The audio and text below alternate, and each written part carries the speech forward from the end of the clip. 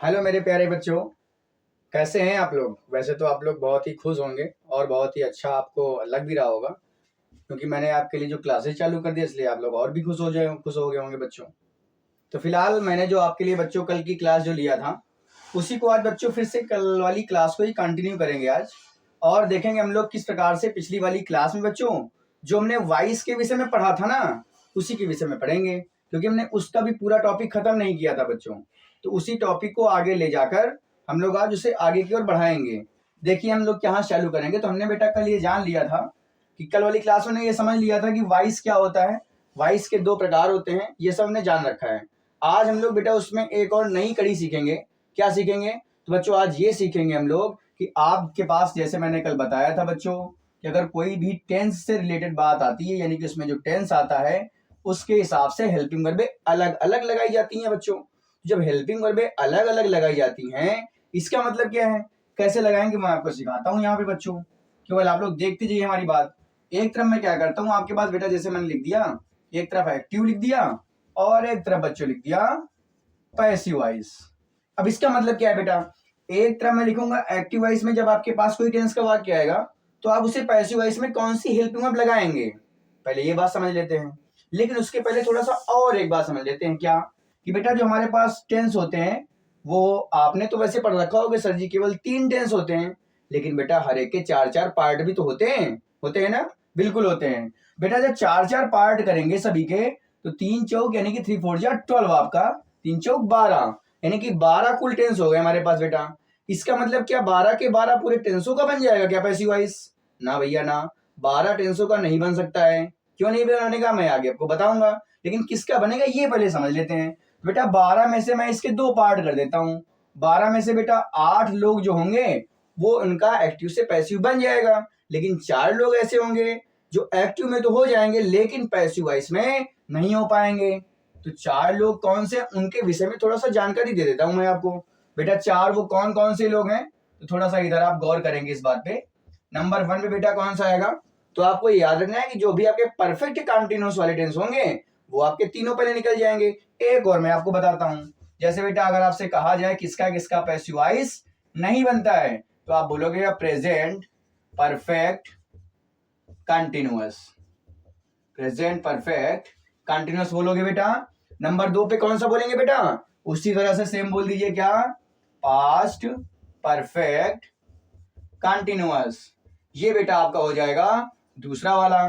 बेटा तीसरा वाला कौन सा हो जाएगा, बेटा मैं तीसरा इसके पहले एक और बताता हूं। फ्यूचर में आपके 2 मिल जाएंगे बेटा, 2 मिलेंगे फ्यूचर, एक हो जाएगा कंटिन्यूअस और बेटा एक और आपके पास हो जाएगा, वो कौन सा हो जाएगा, तो बेटा वो हो जाएगा आपका फ्यूचर परफेक्ट कंटिन्यूअस। ये आपका बेटा अगला वाला टॉपिक हो जाएगा। यानी बेटा आपको एक्टिव से पैसिव अगर बनाने के लिए आएगा तो आपके पास ये 4 लोग ऐसे होंगे जिनका पैसिव वॉइस नहीं बनाया जा सकता है, लेकिन जो बेटा आपके पास 12 टेंसों में और जो 8 लोग बचे हुए हैं उनका पैसिव वॉइस बन जाएगा। अब बनेगा तो मैं बताता हूं कि किस प्रकार से आप उनकी हेल्पिंग वर्ब को बदलेंगे। कैसे बदलेंगे जानते हैं बेटा, इधर देखेंगे कैसे करेंगे। जैसे मान लीजिए हम लोग प्रेजेंट इंडेफिनिट की वाक्य की बात करते हैं, प्रेजेंट इंडेफिनिट, प्रेजेंट इंडेफिनिट। बेटा अगर प्रेजेंट इंडेफिनिट की अगर बात करें हम लोग तो बेटा इसमें हेल्पिंग वर्ब कौन सी लगती है, तो आप बताओगे सर जी आप तो जानते हैं और हम भी जानते हैं, क्या डू और डज लगती है भैया इसमें। अगर आपको प्रेजेंट इंडेफिनिट का कोई भी वाक्य मिल जाए और उसका यदि पैसिव वॉइस बनाना हो बेटा, क्या बनाना हो, पैसिव वॉइस बनाना हो, तो आप क्या करेंगे, उसमें आप प्रेजेंट कंटिन्यूअस की हेल्पिंग वर्ब लगाएंगे। बेटा किसकी लगाएंगे, प्रेजेंट कंटिन्यूअस की लगा देंगे। बेटा कौन सी हेल्पिंग वर्ब होती है कंटिन्यूअस में, वैसे तो आप लोग जानते हैं, मैं जानता हूं इस बात को आप लोग जान पा रहे हैं, लेकिन जो लोग नहीं जानते उनके लिए मैं बताता हूं क्या होती है बेटा, इज एम आर हो जाती है। यानी अगर आपको ऐसा कोई एक्टिव वॉइस का वाक्य दिख जाए जिसमें वो हेल्पिंग वर्ब के रूप में डू या डज आया हो तो आप इनको हटा देंगे पैसिव वॉइस में, इनके स्थान पर नहीं लेकर आएंगे, इज एम आर को लेकर आ जाएंगे। ये बात जरूर याद रखना आप लोग हमारी।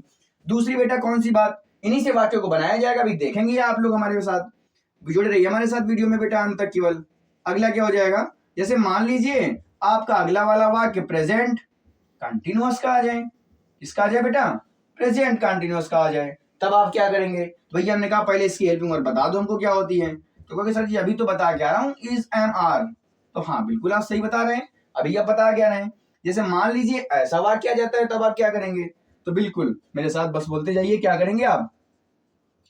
ऐसे वाक्यों को कुछ मत करिए, जैसे लिखे हैं उनको बेटा वैसे ही लिख देना है आपको भी, प्रेजेंट कंटिन्यूअस में ही बन जाएगा। लेकिन खाली एक काम करेंगे हम लोग, क्या कि बेटा जो इज एम आर है ये तो लगाना ही लगाना है, साथ में बउआ एक और बात लगा दो, इनके साथ में बीइंग को भी जोड़ देना है। क्या जोड़ देना है? बीइंग भी इनके साथ में जोड़ा जाएगा।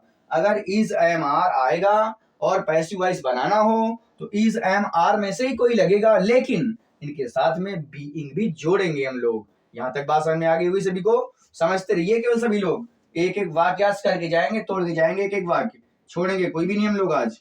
बेटा अगले वाक्य पे चलते हैं। अगला वाला होता है बेटा प्रेजेंट परफेक्ट टेंस। बेटा प्रेजेंट परफेक्ट की अगर बात करेंगे, और भी आसान बताता हूं मैं आपको, बस देखते रहिए केवल आप लोग। इसमें क्या होता है, या तो बेटा हैज आएगा या तो फिर हैव आएगा। तो आप क्या करेंगे पैसिव वॉइस में, बताता हूं ना मैं। तो बेटा इसमें क्या करेंगे आप, तो आपको सीधा इसके बगल वाले के पास चले जाओ भैया, उसका नाम है प्रेजेंट परफेक्ट कंटिन्यूअस। तो प्रेजेंट परफेक्ट कंटिन्यूअस की हेल्पिंग वर्ब क्या होती है? तो आप कहोगे सर हैज बीन लगा दें या तो फिर हैव बीन लगा दें। मैं भी कहूंगा भैया बिल्कुल लगा दो, आपको लग रहा है तो बिल्कुल लगाते चले जाओ आप धनाधन। यानी हैज या हैव आया तो बस एक छोटा सा काम कर देना, हैज की जगह हैज बीन कर दीजिए, हैव आया है तो हैव बीन कर देंगे अकॉर्डिंग टू सब्जेक्ट। ये तीन बातें समझ में आ गई। चौथी बात पे चलते हैं। अगर मान लीजिए पास्ट इंडेफिनिट का वाक्य आ जाए, एग्जाम्पल अभी लेंगे हम लोग, बहुत सारे एग्जाम्पल करेंगे, एक एक बात समझा के जाऊंगा आज, लेकिन पहले ये बातें समझते चलिए हमारी। अगर पास्ट इंडेफिनिट का वाक्य आ गया हमारे पास तो इसकी हेल्पिंग वर्ब पहले बता देता हूं मैं आपको, क्या हो जाती है बेटा? डिड हो जाती है। लेकिन क्या पैसिव में भी यही लगा दूंगा क्या? ना भैया ना। क्या करेंगे आप? मैंने कहा जो आपने प्रेजेंट इंडेफिनिट में किया वही सेम फंडा आप यहां भी लगा दीजिए, यानी पास्ट कंटिन्यूअस में भी कर देंगे। इसमें क्या हो जाएगा? तो आप बता दो भैया क्या हो जाएगा, खुद ही जान पा रहे होंगे, वाज और वेयर का प्रयोग कर देंगे। करेंगे नहीं करेंगे? बिल्कुल कर देंगे। इसी तरह बेटा और आगे चलते हैं तो हो जाएगा पास्ट कंटिन्यूअस में चले जाएंगे, पास्ट कंटिन्यूअस। यहां भी क्या करेंगे? तो भैया हमने कहा इसमें वाज और वेयर तो पहले ही आ जाएगा, सिंपल सी बात। तो हाँ बिल्कुल आ जाएगा, लेकिन आपको बनाना है पैसिव वॉइस, तो जैसे आपने वहां पढ़ा था वैसे यहां भी कर देंगे। या रहेगा तो पास्ट कंटिन्यूअस में ही, लेकिन एक चीज आएगी क्या भैया, हो जाएगा वाज या वेयर तो आएगा ही आएगा, लेकिन साथ में बीइंग को भी हम इसमें कंटिन्यू जोड़ देंगे, जैसा कि हमने प्रेजेंट में देखा था वैसे ही हमने पास्ट में भी देख लिया हुआ है। इसी तरह एक और बचा हुआ है हमारे पास पास्ट में, कौन सा? Past perfect. कौन सा बेटा? Past perfect. इसकी हेल्पिंग वर्ब होती है हैड, सभी लोग जानते हैं इस बात को। बेटा इसमें भी क्या कर देंगे हम लोग, पास्ट परफेक्ट कंटिन्यूअस में चले जाएंगे इसमें, और हेल्पिंग वर्ब क्या लगा देंगे, हैड बीन का प्रयोग यहां भी कर दिया जाएगा आराम से। तो ये बेटा हमने देख लिया, कितने लोगों को देखा, 1 2 3 4 5 6, 6 लोगों को हमने देख लिया। अभी हमारे पास 2 बचे हुए फ्यूचर के, तो फ्यूचर को देखने के लिए जगह यहाँ नहीं बची, हम इधर बगल में बताते हैं आपको कौन से वाले हो जाएंगे वो फ्यूचर में बदलने के लिए। तो इधर हो जाएगा एक्टिव और बेटा इधर हो जाएगा हमारा पैसिव। तो भाई फ्यूचर में तो भाई केवल 2 बचे हुए हैं, क्योंकि 6 तो ऑलरेडी जान लिया, 2 लोग बचे हुए हैं। ये लोग भाई आप लोग ध्यान से देख लेना, इनको भूलना मत, अभी यही लगेंगे आगे आगे आप बच्चों आपको। एक्टिव से पैसिव बनाना है, फ्यूचर की बात कर लेते हैं। तो भैया मैंने कहा अगर आपके पास फ्यूचर इंडेफिनिट आ जाता है, फ्यूचर इंडेफिनिट, हेल्पिंग वर्ब क्या होती है भाई, इसकी होती है विल, या तो आप सेल लगा देते हैं, 2 लोगों तो लगाते हैं, या तो विल लगाते हैं या तो आप सेल लगा देते हैं। लेकिन आपको मैंने क्या पैसिव बनाना है, विल और सेल मत लगा देना उसमें। उसमें क्या करेंगे आप, उसमें आपको वही काम जो आप पहले करते हुए आ रहे हैं, क्या फ्यूचर कंटिन्यूअस में जाएंगे और विल की जगह है तो विल भी कर देंगे, और बेटा सेल है तो सेल भी अकॉर्डिंग टू सब्जेक्ट लगा देते हैं वहां पे आप। तो विल है तो विल भी, सेल है तो सेल भी लगा देंगे आसानी से। बेटा दूसरी बात, अगर बात करें हम लोग फ्यूचर कंटिन्यूअस की बात करें अगर हम लोग, ये भी, और अब मैंने अभी लेकिन आपको बताया था बेटा क्या, फ्यूचर कंटिन्यूअस अभी बताया ना मैंने, इसका तो पैसिव वॉइस ही नहीं बनता है, यानी इसको लिखने की जरूरत नहीं है हमको। अब क्या करेंगे हम लोग, लेकिन फ्यूचर परफेक्ट का बनता है, तो क्या करेंगे फ्यूचर परफेक्ट को यहाँ पे क्लियरली बताएंगे हम लोग क्या बनेगा इसका। तो भैया इसकी हेल्पिंग वर्ब होती है विल हैव या शैल हैव बेटा, होती है हमारे पास हेल्पिंग वर्ब। तो बेटा इसको जब बनाएंगे तो क्या करेंगे, सेम प्रोसीजर पीछे वाला ही करेंगे, फ्यूचर परफेक्ट कंटिन्यूअस कर देंगे यहाँ पे आप। तो बेटा जब करोगे तो विल हैव की जगह पे क्या कर देंगे, विल हैव बीन या फिर शैल हैव बीन करके आप वहां से वाक्यों को छोड़ देंगे। जो इस प्रकार से आपके, ये मैंने आपको बता दिया कि कुल ये 8 प्रकार के टेंस हैं जिनके आप पैसिव वॉइस जब बनाएंगे तो कैसे कन्वर्ट हो जाएंगे वो आपके पास, आप देख पा रहे हैं। जैसे डू या डज आएगा तो इज एम आर में चला जाएगा, इज एम आर आएगा तो is am are plus being लगा देना है। हैज और हैव आएगा तो हैज बीन और हैव बीन लगा देना है। अगर डिड आएगा तो वाज और वेयर लगा देना है। अगर वाज और वेयर आएगा तो वाज वेयर के साथ में बीइंग लगा देना है आपको। अगर बच्चों हैड आएगा तो हैड की तरह बच्चों क्या करेंगे, हैड बीन कर देंगे यहाँ पे। सेम प्रोसीजर फ्यूचर में भी करेंगे, विल या सेल आएगा तो विल बी सेल भी कर देना। अगर विल हैव सेल हैव आए तो विल हैव बीन या फिर सेल हैव बीन का कर देंगे प्रयोग हम। यहां तक बात समझ में आ गई होगी। आप समझेंगे बेटा इसके एग्जाम्पल जो मैंने बताया था कि एग्जाम्पल समझना पड़ेगा। अब एग्जाम्पल मैं इसके लिखता हूं, फिर आप लोग बताइएगा कि क्या क्या बन जाएगा इसका एग्जाम्पल में देखेंगे जरा। चलिए बच्चों अब देखते हैं एग्जाम्पल। मैंने आपके पास मैंने सामने लिख दिया एग्जाम्पल कुछ, इन्हीं एग्जाम्पल को करेंगे और इन्हीं नियमों से किया जाएगा। अब आप देखेंगे कितनी आसानी से बना पाएंगे क्योंकि हमने अब लगभग सभी रूल पढ़ लिए हैं पैसिव वॉइस बनाने के, जो मुझे बहुत आसानी से बनाने में मदद करेंगे। देखिए पहले मैं एग्जाम्पल नंबर 1 से बात करूंगा। यहाँ पे लिखे हमारे पास एग्जाम्पल कुछ 1 2 3 4 5 और यहाँ पे 2 लिखे हुए हैं 6 7 करके, ये 7 एग्जाम्पल हम करेंगे यहाँ पे। आप देखिए example number 1, you will plug the flower, लिखा हुआ है you will plug the flower. भैया आपको बस मैंने कहा आपको अगर ये भी ना पता हो कि टेंस कौन सा है कोई बात नहीं, मैंने आपको दिया ना ऑप्शन, कैसे जानेंगे। लेकिन ये देखिए आप, मैंने कहा देखो भाई इसमें विल कहाँ पे लिखा हुआ है, क्योंकि हेल्पिंग वर्ब क्या है विल, तो आप विल वाला ढूंढ लो, इस तरफ देखेंगे। लेकिन एक्टिव में देखना बच्चों, ये एक्टिव वाला है और ये भी एक्टिव वाला है, तो एक्टिव में विल हमको यहाँ मिला। जब इसको हम पैसिव बनाएंगे बेटा, क्या बनाएंगे, पैसिव बनाएंगे। तो पैसिव बनाएंगे तो क्या करेंगे, विल की जगह विल भी कर देंगे, बिल्कुल विल भी कर देंगे। क्या करेंगे, सबसे पहला काम तो कल वाली क्लास को याद करेंगे थोड़ा सा, क्या बताया था, पीछे वाला आगे आ जाता है, पीछे वाला आगे, बिल्कुल बिल्कुल पीछे वाला आगे आएगा, यानी क्या हो जाएगा द फ्लावर, क्या हो जाएगा द फ्लावर। अब उसके बाद हेल्पिंग वर्ब विल लगानी थी, ना ना ना ना ना विल नहीं, क्या बताया विल बी। तो क्या करेंगे द फ्लावर विल बी, हुआ विल बी। उसके बाद वर्ब की थर्ड फॉर्म तो कंपलसरी है, तो वो तो मैंने बता रखा है आपको। क्या करेंगे, प्लग की थर्ड फॉर्म क्या हो जाएगी, प्लग्ड हो जाएगी बेटा। अब हमने क्या कहा, क्योंकि सब्जेक्ट बच गया, सब्जेक्ट को पीछे ले जाना है, लेकिन इसके पहले क्या लगाते हैं, बाई लगाते हैं। क्या लगाते हैं, बाई लगाते हैं, यानी बाई। और जो आपका सब्जेक्ट है यू, मैंने बताया था यू को यू ही रखते हैं। जिसने भी कल वाली क्लास नहीं देखी है बच्चों, वो लोग जाकर एक बार फिर से पीछे वाली क्लास को देखें, तब उसके बाद इस क्लास को कंटिन्यू करें, तो आपको शायद ज्यादा समझ में आएगा और आपको मजा भी आएगा पढ़ने में। लेकिन अगर आपने देख रखा है पहले से तो आप फिर कंटिन्यूअसली आपको मजा भी आ रहा होगा क्लास में। देखिए अगला वाक्य क्या लिखा हुआ है, I am writing a novel, I am writing a novel. अब इसका पैसिव वॉइस बनाना है, देखिए कितनी आसानी से बनाएंगे आप। पहले तो आप क्या करेंगे, आप पहले आप देखो यहाँ पे जो एम आया हुआ है बेटा, इसको देखो किस वाले में आ रहा है, भैया हमने कहा इज एम आर आ रहा है, नहीं आ रहा है एक्टिव वॉइस में। इसको जब बदलेंगे तो क्या करेंगे, रखेंगे तो इज एम आर ही, लेकिन साथ में बीइंग लगाना है, भूलना मत। गलती यही बच्चे करते हैं हमारे, कि लगाते क्या है, इज एम आर लगा देते हैं और बीइंग नहीं लगाते हैं भैया। तो बीइंग नहीं लगाया तो गलत हो जाएगा वाक्य, बिल्कुल गलत हो जाएगा। यानी मैंने कहा गलत मैं सिखाऊंगा नहीं आपको, लेकिन गलत यहाँ करके जाने नहीं दूंगा आज मैं आपको यहाँ से। तो आप क्या करेंगे, इज एम आर के साथ में बीइंग जरूर लगा देना, तो मजा आ जाएगा मुझे भी, और जो एग्जामिनर आपकी कॉपी चेक करेगा उसे भी मजा आएगा। क्या करेंगे, पहला काम तो पीछे वाला आगे बेटा ले आएंगे, तो आ नॉवेल, समझ में आ रहा है कि नहीं आ रहा है, पीछे वाला आगे ले आए अ नॉवेल। यहां से देखा इज एम आर आएगा तो इज एम आर ही लगाएंगे। अब ये मत कहना सर जी एम लगाए तो एम ही लगा दूं क्या, ना ना ना, यहाँ आई था ना इसलिए एम आया है। यहाँ ए नॉवेल एक नॉवेल है, जब एक कोई चीज होती है तो क्या लगाते हैं, इज लगा देते हैं बेटा। तो हमने कहा लगाना तो आपको इज एम आर में एक कोई था, लेकिन साथ में बीइंग जोड़ देते हैं। जोड़ दिया बेटा, ए नॉवेल इज बीइंग, इतना हुआ। अब दूसरा काम वर्ब की थर्ड फॉर्म करेगी हमारी, यानी राइट की थर्ड फॉर्म क्या हो जाएगी, रिटन। और बेटा बाई लगा के जो भी लिखा है एज इट इज वैसे ही ऑब्जेक्ट बनाकर रख देंगे हम लोग। समझ में बात आ गई होगी आपको। तो a novel is being written by me हो जाएगा आपका वाक्य। अब आगे समझेंगे बेटा 3 नंबर वाक्य। फिर से हमने कहा क्या काम करना है, हेल्पिंग वर्ब देखेंगे हमारे पास क्या लगी है, डिड नॉट लगा हुआ है। देखते हैं ना कहां पे डिड नॉट है, ढूंढते हैं यहाँ पे। Do is am are did, मिला डिड। अब बेटा जैसे ही डिड मिल गया, डिड के सामने पैसिव में क्या लिखना होता है, वाज या वेयर। बिल्कुल, जब आप बनाना पैसिव तो सेम वैसे ही, लेकिन डिड की जगह वाज या वेयर लगा देंगे। बिल्कुल, देखेंगे कैसे करेंगे। ये लिखा हमारे पास हर क्लॉथ्स। बेटा सबसे पहला काम तो वही करना होता है, पीछे वाला आगे, पीछे वाला आगे।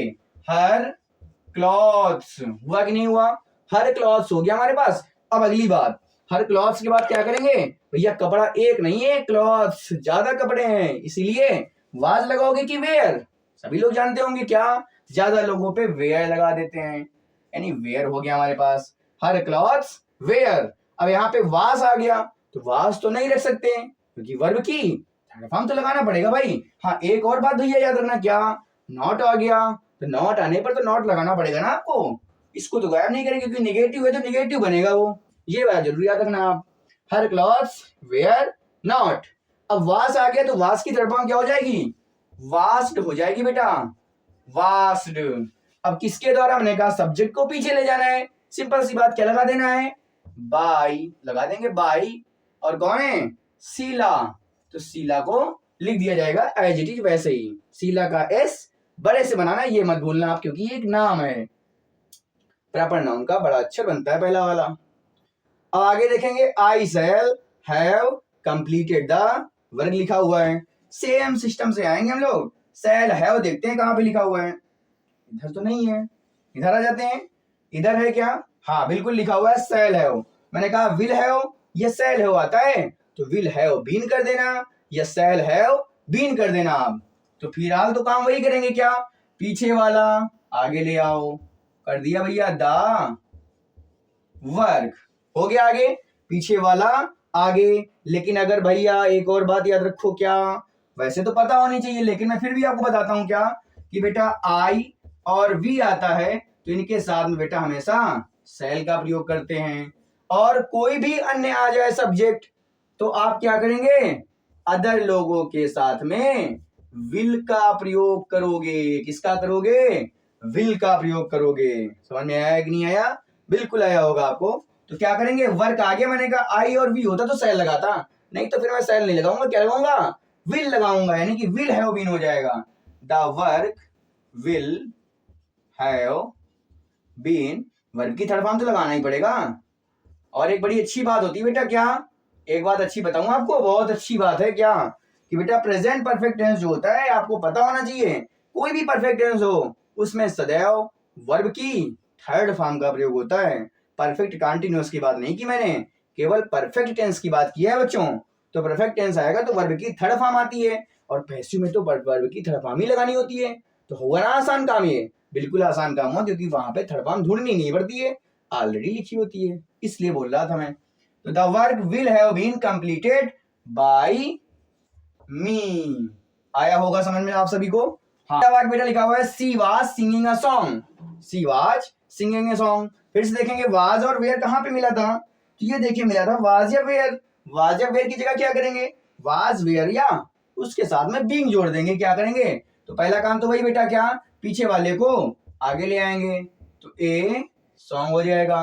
बेटा वाज है तो वाज बीइंग कर देंगे, क्योंकि एक ही गाना था इसीलिए वाज लगा दिया मैंने, ए सॉन्ग वाज बीइंग। उसके बाद क्या करेंगे, वर्ब की थर्ड फॉर्म कर देंगे, क्या थर्ड फॉर्म हो जाएगी, सिंग सैंग संग हो जाएगी। और उसके बाद जो भी आपका सब्जेक्ट है उसको ऑब्जेक्ट के रूप में रख देना है, बस आपका वाक्य बनके तैयार हो गया आपके पास। तो ये आपने देखे 5 वाक्य जो मैंने आपको बनाकर दिखाए।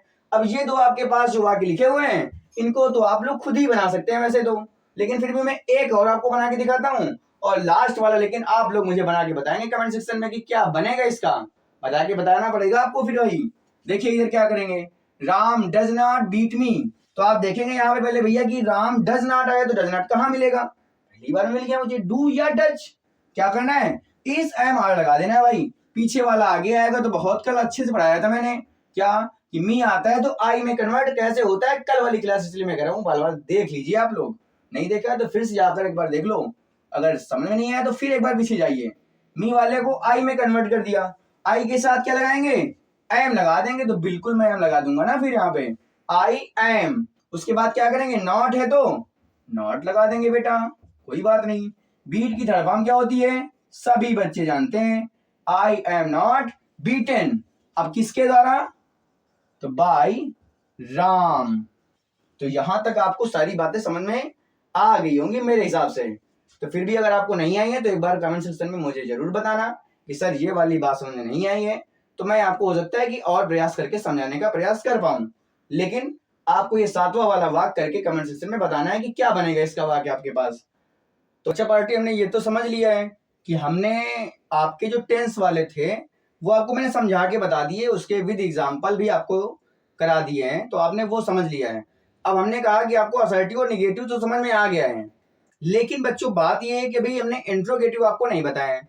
तो अब आपको मैं इस समय आपको बताने जा रहा हूं कि इंट्रोगेटिव सेंटेंस अगर आएगा तो आप उसे कैसे बनाएंगे, उसे आप कैसे पहचान कर, कैसे वाला, कौन सा वाला टाइप है, यस और नो टाइप है, WH टाइप है, हु वाला है या व्हाट वाला है, सबके लिए मैं अलग अलग बातें बताऊंगा। लेकिन आपको ध्यान से पढ़ना जरूर पड़ेगा। आप यहाँ पे समय वेस्ट नहीं कर सकते हैं बच्चों, क्योंकि आपके पास समय जो है बहुत परीक्षा के लिए बहुत मूल्यवान समय बचा हुआ है। अगर आपने अब भी समय नहीं दिया तो शायद आप और बच्चों से दौड़ में पीछे हो जाएंगे। तो अगर आप बने रहना चाहते हैं उस दौड़ में सबसे आगे, तो आपको फिर समय अपना सबसे ज्यादा देना पड़ेगा। क्योंकि जो लोग शुरू से पढ़ते चले आ रहे हैं वो तो मान लीजिए आगे निकल रहे हैं आपसे, लेकिन जो आपसे भी पीछे हैं, अगर आप चाहते हैं वो उन आपसे भी आगे ना निकले तो आपको पढ़ना तो पड़ेगा, समय भी देना पड़ेगा पढ़ाई को। ऐसा नहीं कि आप लापरवाही से करते रहेंगे काम, तो लापरवाही नहीं चल पाएगी। आपको विधिवत क्लासें लेनी पड़ेंगी और आपको समय भी देना पड़ेगा आपको। चलिए देखते हैं आज बच्चों हम लोग इंट्रोगेटिव सेंटेंस के विषय में। सबसे पहले मैं आपको बच्चों आज बताऊंगा कि इंट्रोगेटिव सेंटेंस यदि आपके पास आता है तो आप कैसे उसे पहचानेंगे पहली बात, और वो कौन सा वाला टाइप होगा कि आप किस तरह से उसे हल करेंगे। क्योंकि इंट्रोगेटिव में अलग अलग प्रकार से वाक्य को बताया जाएगा आपको, बस देखते रहिए हमारी क्लास। तो भैया इंट्रोगेटिव सेंटेंस अगर आपके पास कोई भी आएगा, कोई भी अगर एक्टिव वॉइस अगर इंट्रोगेटिव है और उसे अगर बेटा पैसिव वॉइस बनाना है तो कैसे बनाएंगे, मैं उसके विषय में बात करूंगा। तो भैया इंट्रोगेटिव आपके दो प्रकार के भाई होते हैं। कितने प्रकार के होते हैं बच्चों, दो प्रकार के इंट्रोगेटिव सेंटेंस होंगे। और वो कौन कौन से टाइप होंगे मैं आपको अभी के अभी तुरंत समझाता हूँ। क्या भैया देखो, इंट्रोगेटिव सेंटेंस दो प्रकार के कौन कौन से टाइप होते हैं। तो आपको बेटा एक तो याद रखना है यस और नो टाइप, यस और नो टाइप आप याद रखेंगे। यस और नो टाइप के अलावा दूसरा कौन सा टाइप है, तो भाई दूसरा टाइप है WH टाइप। कौन सा टाइप है, WH टाइप बेटा है दूसरा टाइप। अब इन दोनों में डिफरेंस क्या है भाई कि यस और नो क्या है और WH टाइप आपने क्या बता दिया, ये तो हमने नहीं पढ़ा है अभी, बाद में बताता हूं ना आपको क्या टाइप होता है ये। तो भाई यस और नो टाइप का मतलब होता है ऐसे वाक्य अगर उनका प्रारंभ यानी जो उनका बिगिनिंग पॉइंट है वो बेटा एक हेल्पिंग वर्ब से हो। किससे हो, हेल्पिंग वर्ब से हो। बेटा मैं अंग्रेजी वाले वाक्यों की बात कर रहा हूँ, हिंदी वाले वाक्यों की बात नहीं कर रहा हूँ। अभी बताऊंगा हिंदी वाले वाक्यों की भी बात, लेकिन फिलहाल अंग्रेजी की बात करें तो अंग्रेजी में समझते हैं थोड़ा सा। यदि हेल्पिंग वर्ब से वाक्य का प्रारंभ है, हेल्पिंग वर्ब से वाक्य जो है स्टार्ट होता है हमारा, क्या होता है, स्टार्ट होता है, तो बच्चों वो आपका कहलाएगा यस और नो टाइप वाला सेंटेंस कहलाता है हमारा। दूसरी बात WH टाइप क्या है, जो बेटा आपका वाक्य क्वेश्चन वर्ड से चालू हो। किससे चालू हो, क्वेश्चन वर्ड से अगर प्रारंभ हो तो वो वाला वाक्य आपका बेटा कहलाता है WH टाइप कहलाता है। और यस और नो टाइप क्या कहलाता है, जो हेल्पिंग वर्ब से प्रारंभ होता है।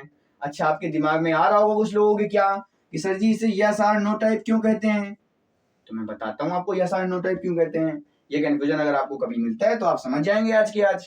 क्या यस और नो टाइप का मतलब बेटा ये होता है कि ऐसे वाक्य जो होते हैं उनका हिंदी में अगर बात की जाए तो हिंदी में बेटा उनका प्रारंभ क्या से होता है, किससे होता है, क्या, यानी जो आपका प्रश्नवाचक शब्द है वो सबसे पहले आता है, कहने का मतलब यानी क्या से प्रारंभ होता है। और जब भी मैं बेटा आपसे अगर कोई वाक्य पूछूं, जैसे मैंने आपसे कहा क्या आपने खाना खाया, तो आप कहोगे सर जी हाँ या ना। क्या आपने जूते पहने हैं, हाँ या ना। क्या आपने दवा खाई है, हाँ या ना। ऐसे ही तो बोलेंगे, बोलेंगे कि नहीं बोलेंगे? बिल्कुल बोलेंगे बच्चों। तो यानी मेरा कहने का मतलब यह है बच्चों कि ऐसे वाक्य जिनमें आप उत्तर उसका हाँ या ना में देते हैं, यानी जब क्या से वाक्य प्रारंभ होता है तो उसका आंसर आप हाँ या ना में ही दोगे, ये निश्चित है। जब हाँ या ना में दोगे तो इसीलिए इसका नाम भी मैंने क्या रख दिया, यस और नो टाइप रख दिया। सिंपल सा लॉजिक पता चला कि नहीं चला? WH टाइप का मतलब क्या है कि भाई इसमें क्या होता है कि क्वेश्चन वर्ड से जो है वो इंग्लिश वाले की बात किया, लेकिन हिंदी में क्या होगा, इसमें जो प्रश्नवाचक शब्द होता है वो वाक्य के बीच में आता है। कहाँ पे आता है? बीच में। जैसे तुम क्या खा रहे हो, तुम क्या पहने हुए हो, वह कौन है, वो कैसा है, ये मतलब मेरा बताने का है। तो ये भाई इंट्रोगेटिव सेंटेंस दो प्रकार की, ये मैंने आपको टाइप समझाया। आता है तो अच्छी बात, नहीं आता है तो समझ लीजिए इस बात को।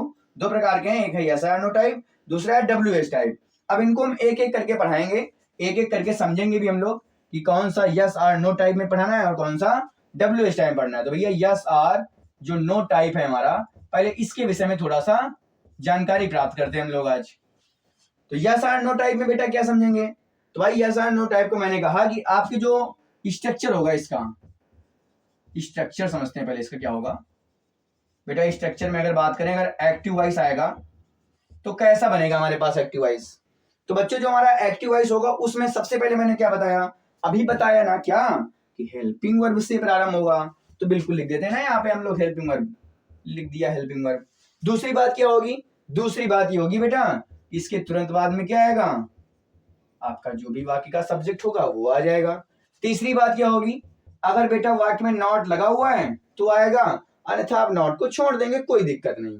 नॉट के बाद क्या आएगा? तो बेटा आपकी मेन वर्ब आ जाएगी आपकी। आया कि नहीं आया समझ में? वो अकॉर्डिंग टू सेंटेंस होगा कि कैसी वर्ब आती है, वो तो बात की बात है, लेकिन फिलहाल इसका स्ट्रक्चर क्या होगा?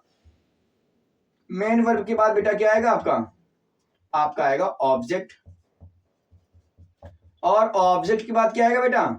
अदर, और अदर के बाद क्या आएगा? क्वेश्चन मार्क आएगा। ये वेरी वेरी इंपॉर्टेंट फैक्ट है हमारा, क्या कि आपका अगर इंट्रोगेटिव सेंटेंस है तो भैया लास्ट में ये निशान जरूर लगा देना। अगर ये नहीं लगाया तो सीधा नंबर खलास, कट जाएगा, तो नहीं आएगा नंबर वहां पे। ये आप जरूर याद रखेंगे कि इंट्रोगेशन वाला जो चिन्ह होता है, सिंबल होता है, वो जरूर लगाना है ऐसे वाक्यों में। तो भाई जब इसका पैसिव बनाते हैं तो क्या बनाते हैं, ये अगर मन से देख लिया जाए एक बार तो भूलेंगे कभी नहीं हम लोग। देखेंगे जरा कैसे बनाएंगे। तो अगर हेल्पिंग वर्ब आई है तो आपको भी हेल्पिंग वर्ब भी लगानी है। सिंपल सा लॉजिक, क्या लगा देंगे? हेल्पिंग वर्ब लगा देंगे भैया। हेल्पिंग वर्ब के बाद क्या आएगा? मैंने कहा हेल्पिंग वर्ब पहले आई तो पहले ही लगा देना, लेकिन हेल्पिंग वर्ब मेरी याद रखना, क्या जो अभी मैंने अभी बताया था, क्या पहले वाली थोड़ी देर पहले बता रहा था ना, क्या बता रहा था कि आपको भाई ये बात याद रखनी है कि आपकी हेल्पिंग वर्ब पहले कौन सी आई है और पैसिव में कौन सी लगानी है, ये बात जरूर याद रखना आप लोग हमारी। तो हेल्पिंग वर्ब लगा देंगे बच्चों यहाँ पे। उसके बाद पीछे वाला आपका आगे तो आना ही आना है भाई, तो क्या कर देंगे? ऑब्जेक्ट को आगे ले आएंगे हम लोग। सिंपल सा लॉजिक है। जैसे ही ऑब्जेक्ट आया फिर हमने कहा नॉट लगाए, भाई आप भी नॉट लगा दो, कोई बड़ा प्रभाव नहीं डालना है। जो पहले रूल पढ़े हैं वही रूल चलते रहेंगे आपके पास, बस करते जाइए। फिर हमने क्या कहा? मेन वर्ब आई है, हम भी भाई मेन वर्ब लगा देंगे, लेकिन हमने क्या कहा? अगर पैसिव वॉइस बना रहे हैं तो वर्ब की थर्ड फॉर्म लगाएंगे हम लोग, और कोई नहीं लगाते हम लोग पैसिव वॉइस भाई, बिल्कुल। आपके बाद फिर क्या बचा हुआ है? अगर कोई अदर वर्ड बचा हुआ है तो अदर वर्ड लिख देते हैं, प्लस बाई लगा के आपका जो भी सब्जेक्ट होता है उसको लिखकर क्वेश्चन मार्क लगा दिया जाता है। तो ये आपको शायद स्ट्रक्चर मेरा समझ में आया होगा। इसी स्ट्रक्चर के द्वारा हम सभी वाक्यों को बनाएंगे और बहुत इजीली बनाएंगे, ये भी मैं आपसे बता रहा हूं। कैसे बनाएंगे एक मैं एग्जांपल तुरंत करके बताता हूं, देखना कितना आसान लगेगा आपको। जैसे मैंने लिखा, जैसे मैं यहां लिखता हूं एग्जांपल आपका, जैसे मैंने कहा बेटा do you not complete the work, इसमें क्वेश्चन मार्क लगेगा। Do you not complete the work. अब आपको इसका बनाना है पैसिव वॉइस। कैसे बनाएंगे? तो मैंने क्या कहा भाई हेल्पिंग वर्ब आई है तो पैसिव में हेल्पिंग वर्ब ही लगा देंगे। क्या हेल्पिंग वर्ब लगा दो, लेकिन अगर डू डज आता है तो भी पढ़ के आए ना बेटा। डू डज आने पे क्या लगाते हैं? याद आया कि नहीं याद आया? नहीं आया, मैं बताता हूँ ना, इज एम आर लगा देते हैं। लेकिन यहाँ पे डू आया यू के लिए, बेटा यहाँ पे भी तो आपका सब्जेक्ट आता है नया, पीछे वाला, तो मैं इसको लिखूंगा तो क्या होगा, द वर्क, यानी कोई कार्य है। कार्य तो एक वचन होता है, इसीलिए क्या लगा दूंगा बेटा, इज आ जाएगा यहाँ पे, इज द वर्क हो गया हमारे पास। दूसरी बात, नॉट मैंने कहा था लगा है, तो आप भी नॉट लगा देंगे, कोई दिक्कत नहीं। वर्ब है लेकिन वर्ब की थर्ड फॉर्म लगा देंगे हम लोग, कोई दिक्कत नहीं। शायद आपको समझ में पूरी बातें आ रही होंगी। सबसे पहले हेल्पिंग वर्ब है तो हेल्पिंग वर्ब लगा दिया आपका, फिर मैंने कहा पीछे वाला आगे आता है, नॉट है तो नॉट लगाते हैं, वर्ब है तो वर्ब की थर्ड फॉर्म लगाते हैं। अगर आपका और कुछ भी नहीं, अदर वर्ड में कुछ भी नहीं है, तो सीधा सा काम होता है बाई, और आपका जो भी सब्जेक्ट होता है लास्ट में क्वेश्चन मार्क कंपलसरी होता है। मैं बार बार बता रहा हूँ इस बात को, तो भूलेंगे नहीं आप लोग इस बात को कि कंपलसरी में आपको लगाना ही लगाना है क्वेश्चन मार्क। तो ये आपका इंट्रोगेटिव कुछ यस आर नो टाइप वाला मैंने बता दिया है। फिलहाल आगे वाला जो आपका बचा हुआ है WH टाइप, वो आपके नेक्स्ट वीडियो में मिलेगा आपको, जो निश्चित समय अंतराल बाद आपको मिल जाएगा। जिस समय आपका ये वीडियो अपलोड होगा उसी समय आपका दूसरा वीडियो भी आ जाएगा।